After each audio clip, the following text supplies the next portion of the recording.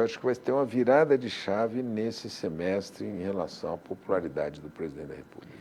Impulsionada por essa desaceleração dos preços dos alimentos. É isso, exatamente pelos dados econômicos positivos e pelas medidas econômicas novas. Você imagina, Beatriz, o sujeito que ganha 4 salários mínimos, certo? Que ele paga imposto.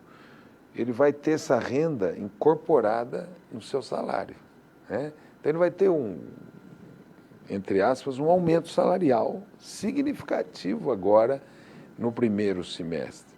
E isso vai mostrar que essas medidas são muito positivas.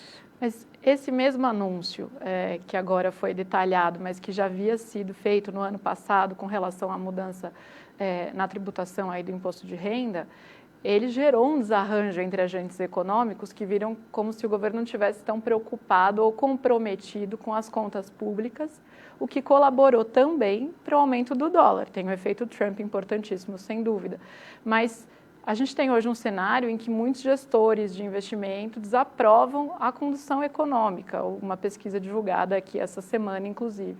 Então, queria uma leitura também do senhor com relação a isso, né? Porque o governo ele tem que olhar para o lado da economia e para o lado da política ao mesmo tempo, e parece que, às vezes, ao fazer isso, está gerando um descontentamento na economia e não está conseguindo ver os bons resultados na política. O que está acontecendo? Beatriz, nós conseguimos chegar no final do ano de 2024 com déficit zero praticamente.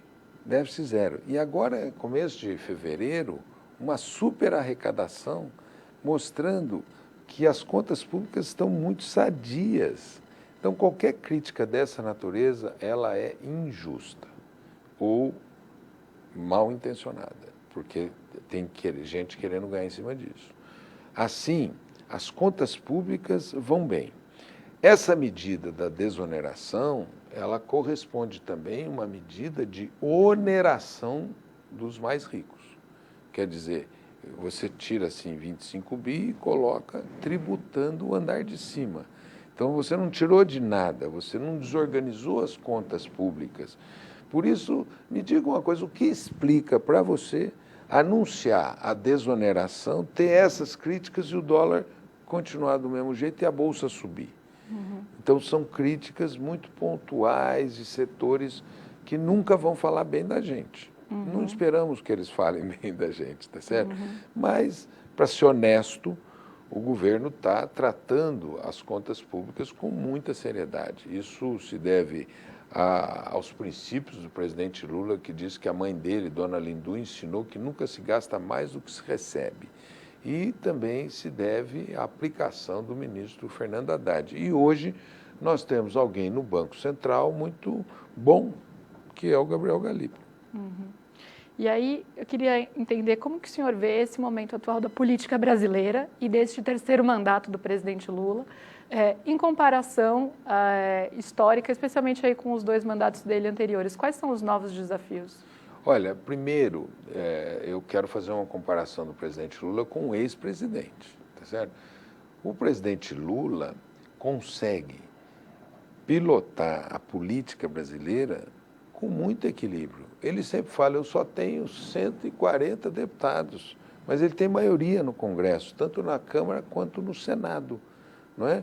E ele tem uma boa relação com o Hugo Mota, presidente da Câmara, e com o Davi Alcolumbre, presidente do Senado. E tem uma boa relação com o Supremo Tribunal Federal, diferentemente do ex-presidente, que tinha uma tensão com o Supremo Tribunal Federal permanente. Ele todo dia acusava o Supremo Tribunal Federal e até hoje diz que vai pedir impeachment, que eleger senador para pedir impeachment de ministro do Supremo Tribunal Federal, né? Em segundo lugar, os dados econômicos do Brasil são muito melhores que os dados econômicos dos últimos 2 governos, mas muito melhores. São dados econômicos muito bons, não é? De melhoria de renda, diminuição de pobreza, diminuição de miséria, retirou 24 milhões de pessoas do mapa da fome, tem um estímulo para a juventude continuar estudando pelo pé de meia, aumentou a presença nas universidades. Nós soltamos um plano safra recorde, um programa de reforma agrária robusto, um programa de compras públicas forte, né? E o povo está se alimentando melhor do que estava antes. Mesmo a inflação de alimentos mostrou que a inflação de alimentos não comeu a renda do povo, que aumentou acima da inflação, né? Portanto, é um governo muito melhor. O governo Lula 3, ele não tinha os constrangimentos do Lula 1 e 2.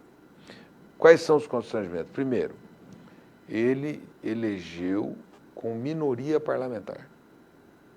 Segundo, houve uma captura de parte do orçamento. Não havia no governo Lula 1 e 2. Houve uma captura de parte do orçamento pelo parlamento.